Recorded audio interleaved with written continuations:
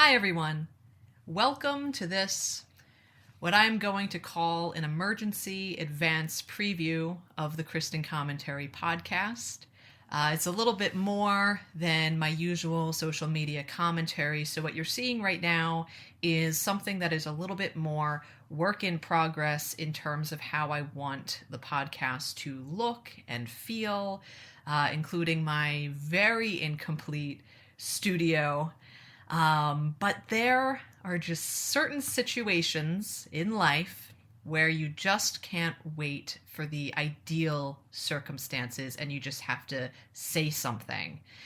It is time to elevate the conversation around an important topic and escape the partisan death loop of empty talking points that have defined this issue for the last 30 years.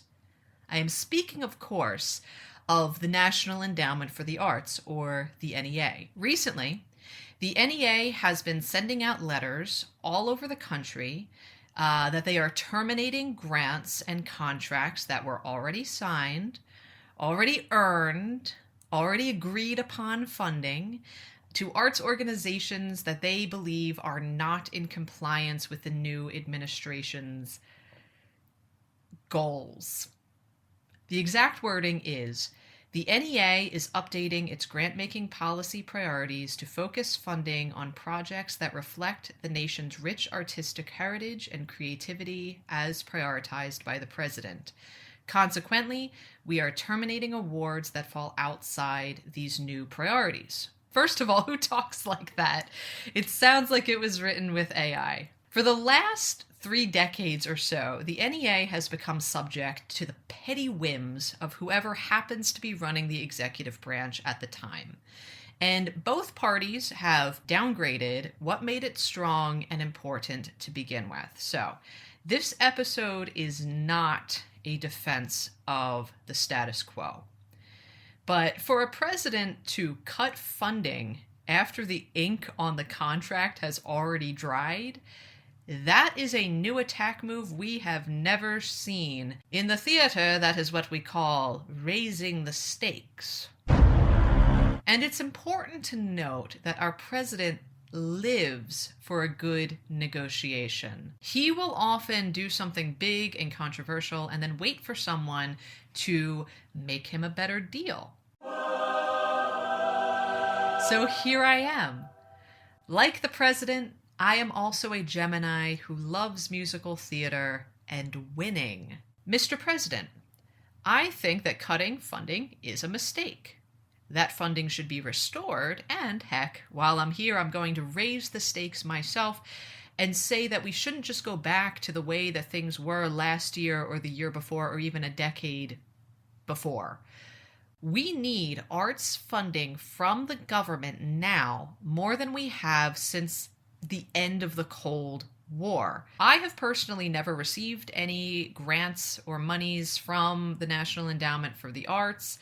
I have worked with theaters who have gotten some of their funding from the NEA, and I have received small stipends from those theaters on an independent contractor basis. So my personal connection to the NEA is indirect. It's like the indirect of the indirect of the indirect at best. Full transparency, I am in the arts industry, so yes, I do have an interest in the future of the arts, but here's the thing. So does every other American citizen, whether they realize it or not. And I'm not just talking about the shows that people watch on Netflix. Obviously, people in the United States like to consume the arts. It is a $1 trillion industry. The question is whether or not the government should fund it. Is there a justification? Is this a government matter? And I'm here to tell you, yes, it is. And it goes deeper than you think. And I know that there will be many people out there who aren't in the culture industry, or maybe some people who are in the industry, who have legitimate and fair questions about the efficacy or the benefit of the government using tax dollars to fund arts projects, especially weird art projects that don't seem commercially viable, or projects that are offensive, or ones that are politically controversial or politically one-sided. And most of all, People wonder why the private sector can't just do it themselves without the government getting involved. And I don't think that those are unreasonable questions. Again, I think that they are fair and that they deserve the time and the care to be answered in a way that goes beyond the usual talking points. So I'm going to answer these questions the way that I would with any other political issue with Christen commentary.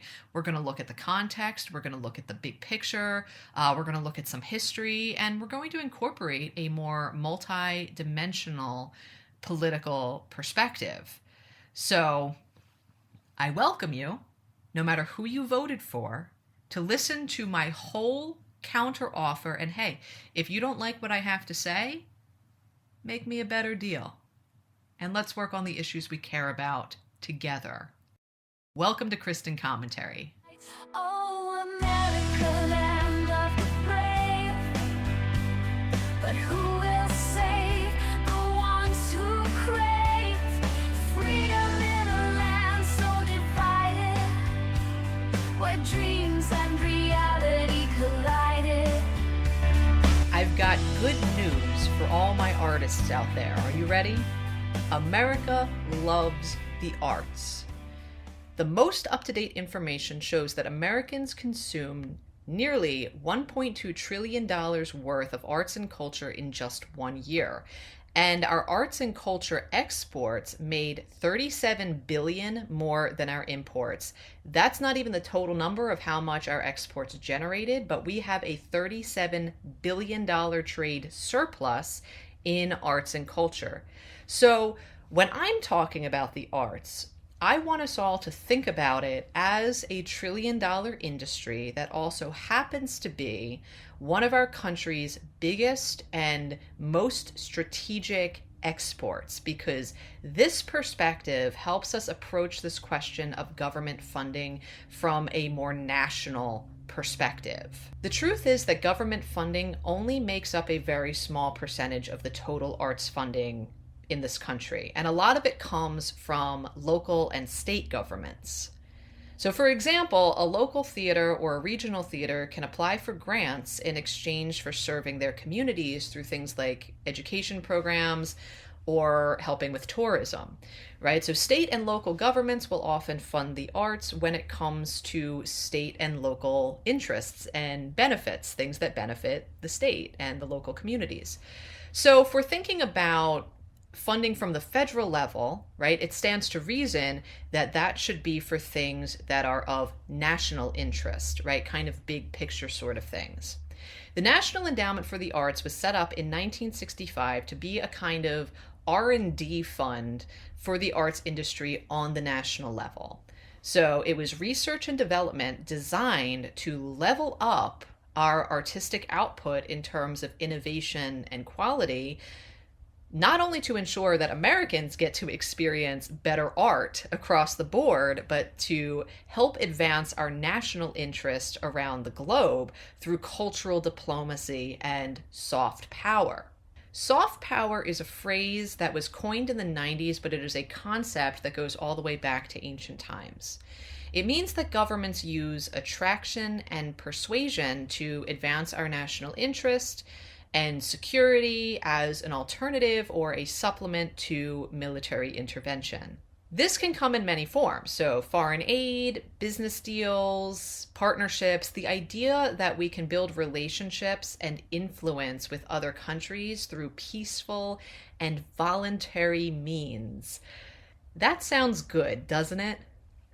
We're in this moment right now where I think correctly, we are reevaluating the ways that America has handled foreign policy in the past, and we're looking to limit our military interventions around the world. And if we're serious about doing that, we really need to be investing more and not less in our soft power assets like arts and culture, because we also happen to be in this moment for the first time since the end of the Cold War, where our global dominance is still established but threatened by competition from other rising nations. It's no secret that the United States' position in the world has been declining in the recent decades of the 21st century. We've seen relative declines in economic share and geopolitical influence, which have impacted things like our trade leverage, our alliances, regional stability around the world, and problems at home, including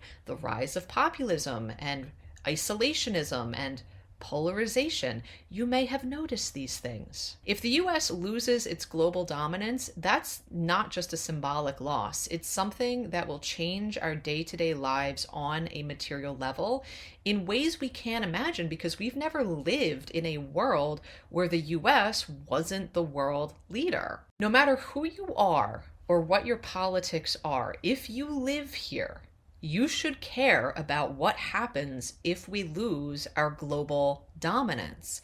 Inflation will get worse, our standard of living will drop, there will be a reduction in foreign investment, which will lead to less jobs or lack of jobs growth.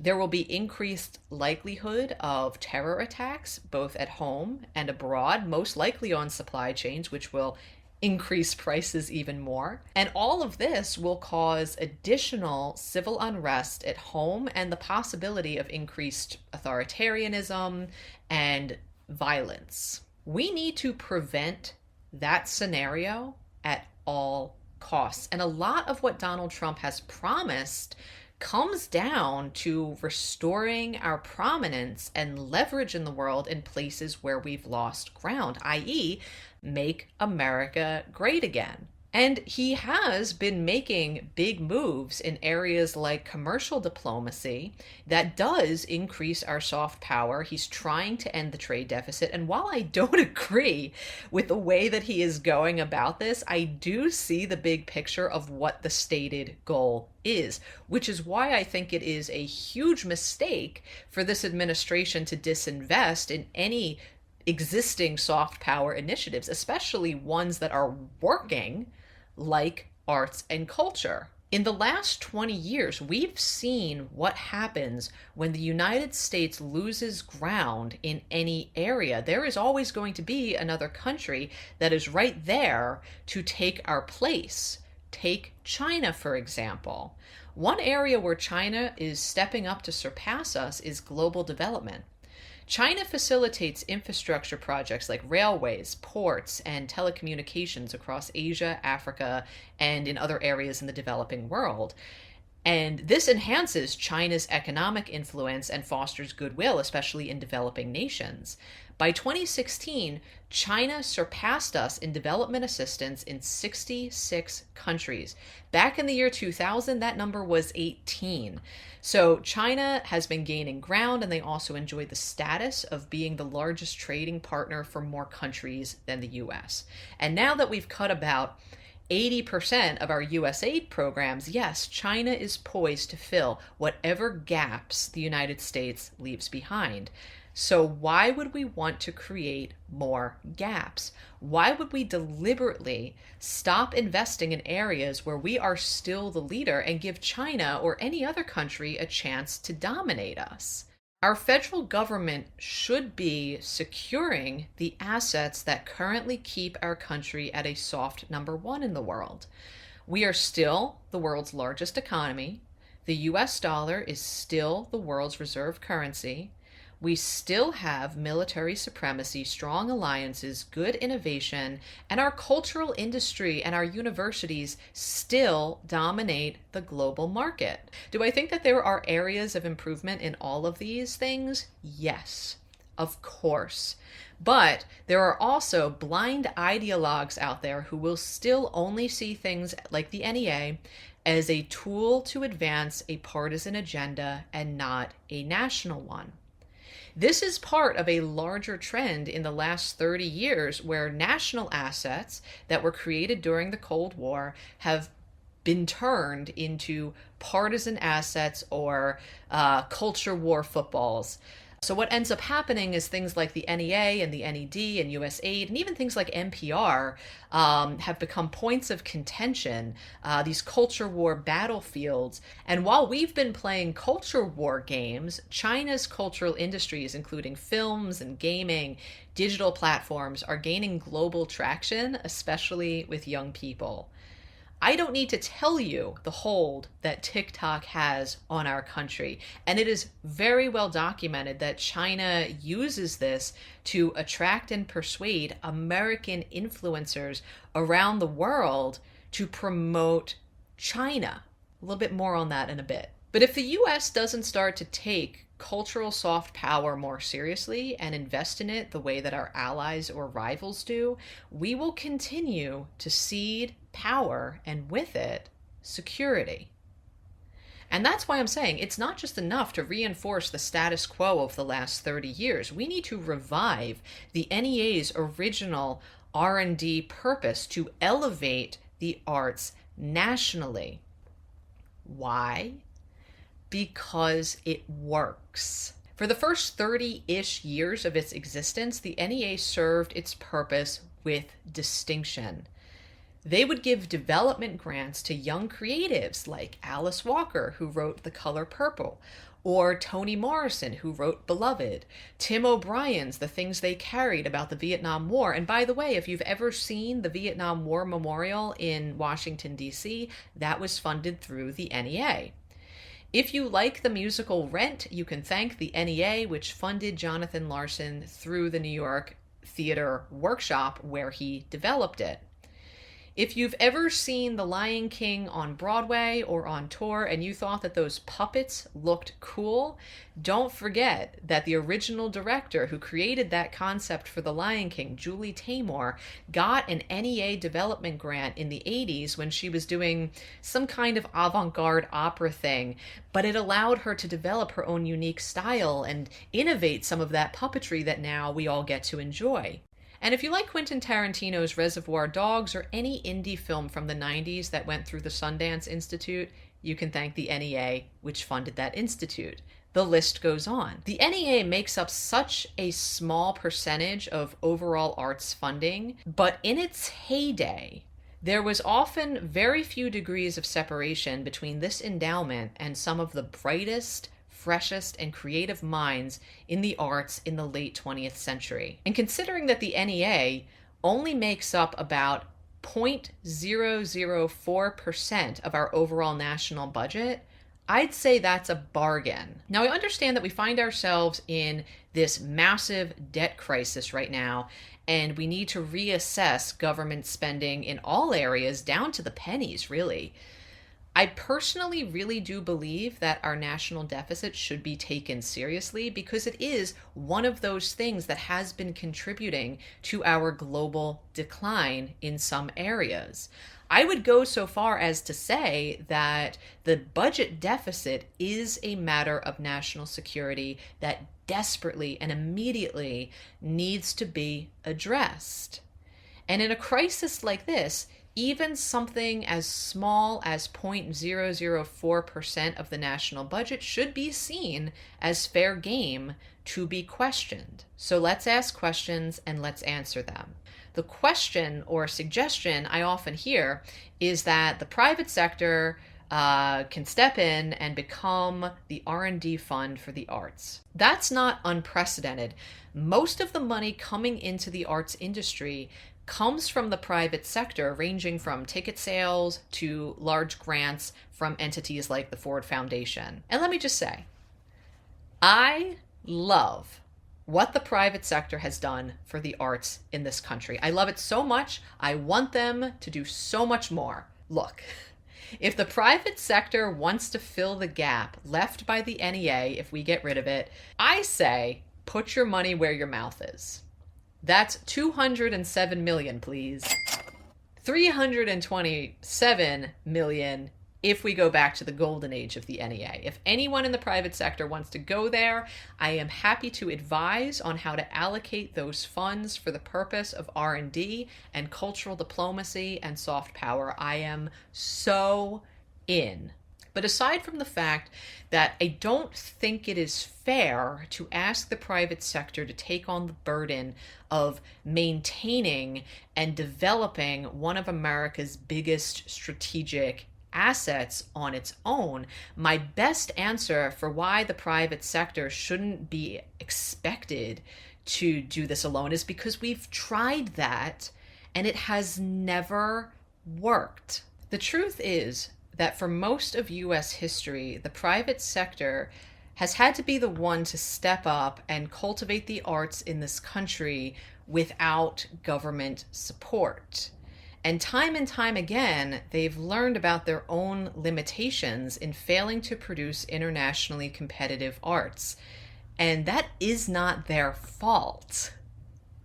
First of all, our country started off at a major disadvantage compared to other countries like England, who had a massive cultural infrastructure already in place and had a full-on Renaissance period before our founders' grandparents were even born.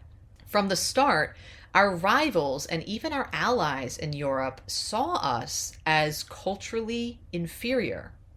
Founding fathers like Benjamin Franklin, John Adams, and Thomas Jefferson, who all at one point served as diplomats to Europe, had to fight against that reputation to secure U.S. interest and knew that we had to turn that reputation around or we would not be taken seriously in the future. One of the best examples of this is when Ben Franklin tried to convince the French to join us in the American Revolution. The French royal court was reluctant to that idea because they didn't believe we were a solid investment because they saw us as culturally backwards. Franklin fought against this by sending American writings to French philosophers and tastemakers like Voltaire, noting, "Our literature may convince them of our capacity to stand as equals." He also said, "Our cause is helped by showing Europe we are not merely farmers, but men of learning and art." And this strategy worked. France was persuaded to back us, and we won the American Revolution because of this alliance. Thomas Jefferson also played a big role in diplomacy with the French, and he also found himself having to counter these notions in his writings, arguing that the United States had intellectual potential. And as president, he supported the creation of the Library of Congress to uplift American literature and intellect. It was kind of like the NEA of its day. John Adams served as a diplomat in Europe, and he wrote, "We must encourage our own artists and writers, or Europe will forever see us as uncultured provincials. Our dignity abroad depends on us." And he tried to write arts funding into the Massachusetts Constitution for this exact reason. But after the Revolution and the War of 1812, America embraced an attitude of isolationism and wasn't interested in being internationally competitive in anything, let alone the arts. The result was that America developed a kind of cultural inferiority complex for most of our history. We did not have an American equivalent to Shakespeare. Other countries had national theaters. We did not. American writers, painters, and sculptors were just imitating European styles, and many sought validation in Europe. For most of our history, it seemed like we were playing catch-up or copycat to other countries. And any good business person can tell you that if you want to be competitive in any market, you need to be innovative. You need to support risk-taking, open-mindedness. You have to be the first to do something, to either invent something or to perfect something that already exists. You have to experiment and you have to look at things from different perspectives. You can't just try the same thing over and over again. You need to push boundaries. And that takes time, and that takes trial and error, and it takes freedom to fail and discomfort and patience and money. And that's a lot to ask the private sector to do by themselves without government help. There were early private patrons of the arts: Robert Morris, John Jacob Astor, Andrew Carnegie, however you want to say it, and J.P. Morgan. And they all saw the big picture of cultural diplomacy and soft power, and they all invested heavily in the arts. But their efforts were limited. First of all, it was limited to only 3 cities: New York, Philly, and Pittsburgh. And for all of their efforts, they weren't interested in innovation or risk-taking. They didn't fund any kind of artistic R&D. They weren't looking for the American equivalent of Leonardo da Vinci's workshop. They were just doing what everybody else was doing and copying Europe. So what changed? How did we go from a cultural inferiority complex to being a top cultural exporter? Because we should be looking at that turnaround and looking at our current situation and saying, hey, whatever got us from 0 to 100, let's do more of that, please. Right? The first thing that changed was our perspective. In the early years of American history, the concept of America being internationally respected was so far away from reality that it was hard to get people to invest in something that they saw as a hypothetical. It's difficult to imagine a United States that wasn't a superpower, but that's the way it used to be. And we weren't taken seriously, and we were a passive player in world events and global changes. Our economic growth was capped as far as our limited trade markets could take us. And in a lot of ways, we just didn't know what we were missing. But after the First World War, we got a taste of what it was like to impact the world instead of being vulnerable to it. We got to experience unprecedented economic growth because of the global markets that were now open to us. And once the private sector got a taste of those superpower perks, the attitude changed because they didn't want to lose them. All of a sudden in the 1920s, the private sector showed a new interest in artistic innovation so that we could step into our role as global leaders. So you had people like Gertrude Vanderbilt Whitney. You may have heard of the Whitney Museum of American Art. And she funded riskier, more experimental pieces, saying, our artists can prove to Europe that America is no longer a cultural backwater, strengthening our nation's voice abroad. Albert C. Barnes, you may have heard of the Barnes Foundation, did the same thing. America's new art will show the world our creative strength just as our economy leads. Abby Aldrich Rockefeller, co-founder of the Museum of Modern Art, also known as the MoMA, said she wanted to demonstrate America's artistic leadership to the world. And Otto H. Kahn said, America's new art must be bold and experimental to lead the world's cultural conversation. At last, the goal of uplifting American culture through innovation was leading the way. But once again, these efforts fell short because, again, they were limited to a handful of cities in only one region of the United States and only really benefited people who were already cultural elites. This is what I'm saying. To those who are asking why the private sector can't just fund the arts by themselves, we've tried that over and over and over again, and it never works on a national scale. And it needs to work on a national scale if our national reputation is going to be at stake. And if you don't believe me, why not listen to these private donors themselves? They were very, very frustrated with their own limitations, and they were constantly asking the federal government for just the smallest amount of support. They never got government support because attitudes of isolationism resurged after World War I. The government wanted the benefits of being a superpower without putting in the work to maintain it. So the private sector was doing the right thing with the right attitude, and private donors to the arts like Barnes wrote, without national support, our art remains a private endeavor, not a movement for all. Without a centralized and organized cultural policy, private patronage by itself is fragmented and unable to create and sustain a cohesive national upscale. See, America is fragmented by nature.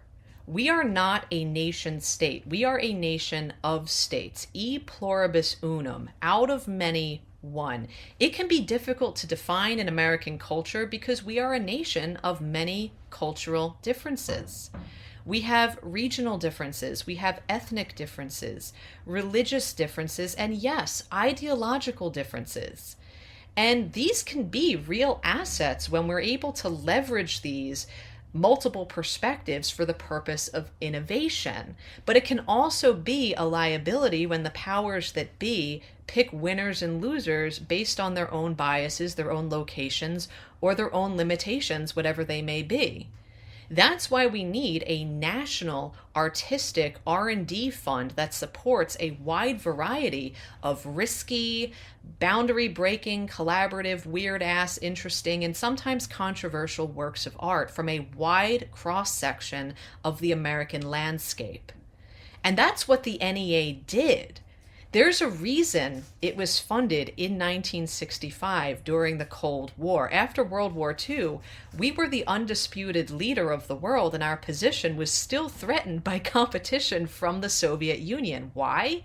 Because they were decades ahead of us in the soft power game. We gained our position after World War I and World War II through military power. Hard power. But we quickly learned we couldn't maintain our position through military power alone. Despite our victories, we were once again playing catch up to another country when it came to soft power, especially when it came to cultural diplomacy. While the US was retreating back to isolationism in the 1920s, the Soviets created the Communist Organization, or the Comintern. The purpose of this organization was to spread communist influence and revolutions around the world through influence campaigns. The way that the Comintern worked was very different from old school propaganda campaigns. Back in the day, if a hostile foreign power wanted to influence the masses in America, they would use pamphlets, posters, speeches, and other forms of print media. And it never really caught on. The Comintern, however, would cultivate cultural influencers as assets. Here's how it worked. They would attract and persuade other nations' intellectuals, students, artists, and tastemakers. They would leverage some kind of existing issue or insecurity in a given nation and make the case that communism was better at solving this than capitalism. And then these prominent targets who had been persuaded with a lot of perks and a lot of courting, would use their position to influence others. In order to see how this played out 100 years ago, all you have to do is look at how it plays out today, because it's the same exact playbook. Just like in the olden days, these modern soft power campaigns attract people who already have a large following. You may have noticed influencers on TikTok and other platforms making the case that China, for example, has a better system than the US. And Russia, even though they're not communist anymore, does the same thing, usually with more right-wing influencers like Tucker Carlson. They will cultivate relationships with these influencers by appealing to, again, that's kind of insecurity or issue that they care about. In Tucker's case, they attracted him on culture war issues, and the next thing you know, he's in a Moscow supermarket talking about how Russia's system is better than the US because they have cheaper bread, they have an escalator for the shopping carts, and their subways in Moscow have chandeliers. Never mind the authoritarianism, look at the bread. China does the exact same thing on platforms like TikTok and RedNote, and increasingly on Twitter. It's such an effective strategy that they haven't really changed it in 100 years. And by the 1950s, the Soviets had about a 30 years head start on us with these kinds of influence campaigns. One of the Comintern's most successful influencers was a Vietnamese student named Ho Chi Minh, who had been targeted and cultivated by the Comintern in the 1920s, and by the 1950s, he had built a formidable communist movement in North Vietnam, which the democratic government in South Vietnam just was not equipped to counter because they didn't have the same cultural influence and infrastructure. Instead, the South Vietnamese government tried to violently suppress, crush, and kill communists, or anyone who they believed was communist or even communist adjacent, and this famously did not work. Violence increased in Vietnam, and the United States famously got involved in the Vietnam War and tried to defeat the communists with military strength alone. This war famously failed and left a generation of American men who were drafted into this fight traumatized, mutilated, and demoralized with lingering health effects and a general lack of faith in institutions across the board. If the US government had instituted a cultural policy in the 1920s, at the same time that the Soviet Union had created the Comintern, when the private sector was begging the US government to just take the slightest bit of interest in it, imagine how much differently that history could have played out. And to make matters worse, the US government was very aware of the Comintern's operations abroad and at home. It's not like they didn't know. They made a choice not to compete because they thought that they could just stay isolated and censor or violently smash any communist influence at home or around the world. Remember the Red Scare in the 1920s and McCarthyism in the 1950s. And of course, Vietnam and a ton of other unethical military and covert CIA operations around the world. Something like the NEA, by contrast, was a transparent operation, and the money went directly to Americans. So we would have something else to offer the world. And what's crazy is once we actually put in the effort to compete against the communists on a cultural level, instead of just suppressing anything that sounded communist, it was actually pretty easy. Because communist Russia was never better for the arts. In the 1930s, the regime tortured and killed hundreds of artists because their ideology didn't match up exactly with what the government wanted at the time. And even the ones who survived had to deal with a ton of censorship for the next couple decades, the next 50 years. Talk about an environment that is antithetical to innovation. And yeah, their government did that. Another reason why it should never be 100% one way or the other. We should never have to choose between 100% government funding or 100% private funding. You need the two to hold each other in check. And our system in the US is set up so we can actually have that kind of balance and supportive relationship when we choose to. And the golden age of the NEA is a great example of government and the private sector working together towards our national interest in a way that was successful in attaining its goal. At the end of the day, one thing that really helped us win the Cold War was our culture.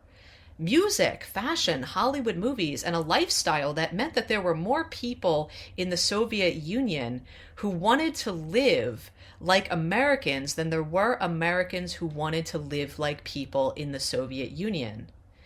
And American cultural exports helped to shape that perception. And while it's difficult to point to one single NEA project and say, yes, that's the one that saved us, we can recognize the strategic advantage of having a national R&D fund for the arts that can elevate the quality and output of what we consume and what we share with the world. And if you feel like the NEA doesn't really serve that purpose anymore, you wouldn't be wrong. After we won the Cold War, the NEA got gutted and neutered in the 90s because right-wing populist Pat Buchanan said tax dollars shouldn't go to anything that offends anyone.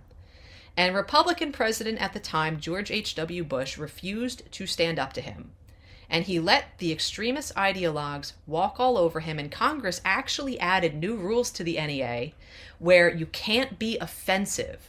And funds can only go to organizations instead of going to individual artists. If you're wondering why the money is going to the NGOs, you can thank Republicans in the 90s because they saw individuals as too risky and less controllable. And of course, this was challenged in the Supreme Court on the basis of free speech, and the artists known as the NEA 4 actually lost that case because the court argued that they could still make their art, just not with taxpayer funds. And the Democratic Clinton administration reinforced these rules and actually made them stronger. They never tried to overturn that. They are just as responsible for undermining the NEA, and not a single president since has ever tried to undo that damage. And now Donald Trump is saying he might want to just destroy the whole thing.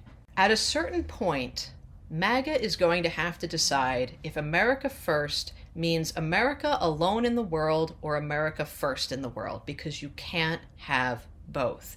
Yes, there are certainly areas of our country and our industries where we need to become more self-sufficient and self-sustaining and less reliant on other countries. Yes, globalization has hurt American workers when greedy people exported their jobs. But we can acknowledge all of these truths and try to right those wrongs while still acknowledging that I'm talking about exporting culture that is made in America so we can maintain our lead in the world while so many other areas of our status are declining. So this is my offer. Let's make the National Endowment for the Arts great again. Look, I said it. Let's restore its original purpose of elevating our national artistic output through research and development. Let's get rid of the bad policies from the 90s and embrace risky and experimental things again. Let's restore the funding that was already promised to organizations, and let's improve the system so that it serves national interest and not just partisan ones. We have a real opportunity right now to do this. And look, if the government makes the same mistakes it did in the past, if they destroy the NEA further, and the private sector is expected to take over the burden, let's do it for real this time. I will work with anyone, regardless of political affiliation, if they have our national interest at heart, and they care about maintaining our place in the world with soft power. Let's build a coalition of like-minded individuals who understand the stakes, because that's what I want, and that's what Christen Commentary strives to do. So if anything I've said has resonated with you, I want you to share this with someone who you think can make a difference, whether they're in the private or the public sector. Send it to your representatives, send it to artists and arts organizations, send it to people who agree and people who might still have doubts. This isn't the usual format of what the show will look like, but this is information that needed to be shared. I've done the research, I've done the work, I know what works and what doesn't. If no one else has ideas, I've got plenty. In future episodes, I'm going to be bringing on guests who are friends and acquaintances of mine. Even if we disagree on some things, we're going to seek common ground and work together on issues that we care about. And you're welcome to join. Welcome to Christen Commentary. Searching for a place to belong in a country where red lines are drawn. Flags waving high.